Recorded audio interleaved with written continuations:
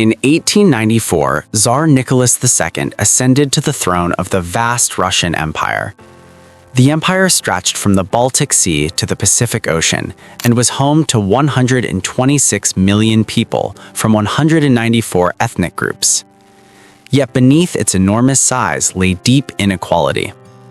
Workers and peasants struggled in poverty, while the imperial family and aristocracy lived in extraordinary luxury.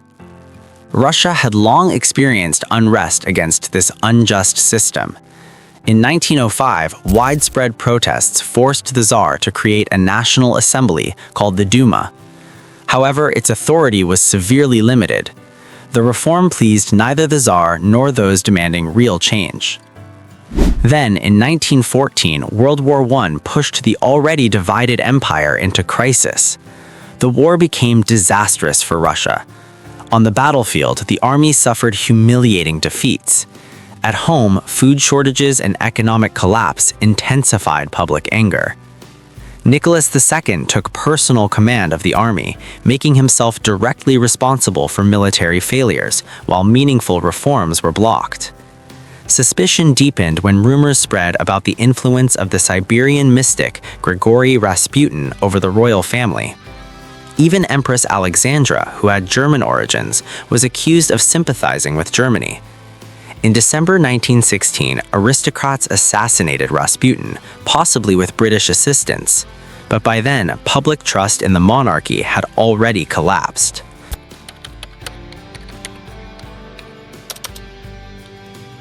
On 23 February 1917, thousands of women marched in Petrograd to celebrate International Women's Day and protest bread shortages.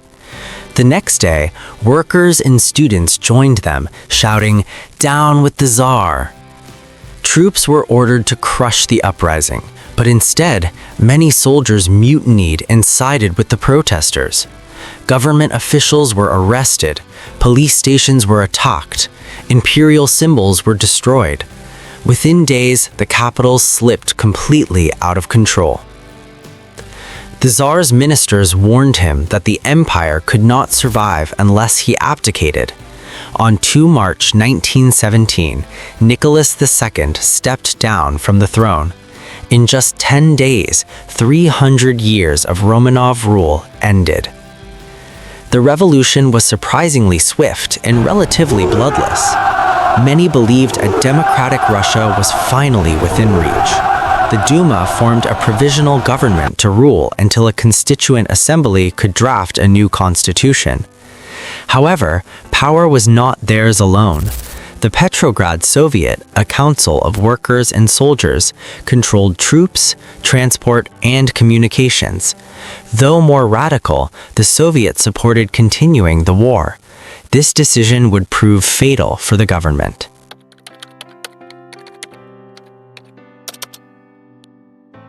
Among the many political groups, one small party stood out: the Bolsheviks, led by Vladimir Lenin, who had just returned from 16 years in exile. Lenin strongly opposed what he called an imperialist war. He demanded immediate peace, redistribution of land to peasants, and transfer of power from the provisional government to workers' councils, the Soviets. Their powerful slogan was simple: peace, land, and bread. As Russia's crisis deepened, support for the Bolsheviks grew rapidly. In June 1917, a new Russian military offensive ended in catastrophe, with 400,000 casualties. Army morale collapsed, desertions increased. In July, unrest erupted in Petrograd. Soldiers, sailors, and workers, backed by Bolsheviks, took to the streets. But government forces suppressed the uprising. Bolshevik leaders were arrested, including Leon Trotsky.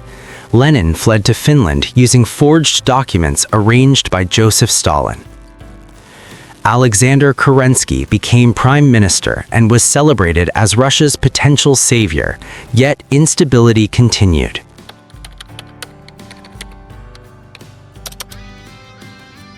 In August 1917, General Kornilov attempted to march on Petrograd to restore order. He accused radicals like Lenin of sabotaging Russia. The Bolsheviks organized the city's defense. Trotsky mobilized armed militias known as the Red Guards. Railway workers blocked Kornilov's troop movements.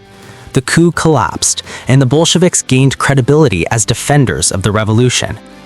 By September, they held a majority in the Petrograd Soviet. Lenin believed the time had come. Secretly returning from Finland, he prepared to seize power. On 25 October 1917, the Bolsheviks launched their takeover. Red Guards captured key locations across Petrograd. That night, they stormed the Winter Palace, headquarters of the provisional government, an event later dramatized by Soviet filmmaker Sergei Eisenstein. Kerensky escaped, but the provisional government fell. The next day, Lenin announced its overthrow at the Congress of Soviets. The Bolsheviks were now in power.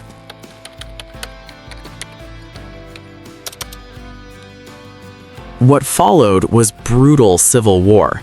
Counter-revolutionary forces, known as the White Russians, fought against the Bolsheviks, often with foreign support.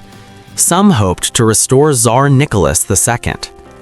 After abdicating, Nicholas and his family had been held under guard. They were eventually moved to Yekaterinburg.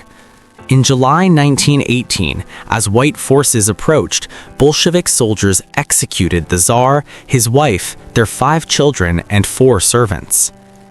The Russian Civil War became one of the 20th century's most devastating conflicts. Around 2 million soldiers died, and famine and disease killed another 9 million civilians. By 1921, the Bolsheviks had won. Under Lenin's leadership, they built a new socialist state. In 1922, the Soviet Union was officially established. It would later rise as a global superpower, especially after defeating Nazi Germany and World War II. But it remained a one-party state where opposition was suppressed.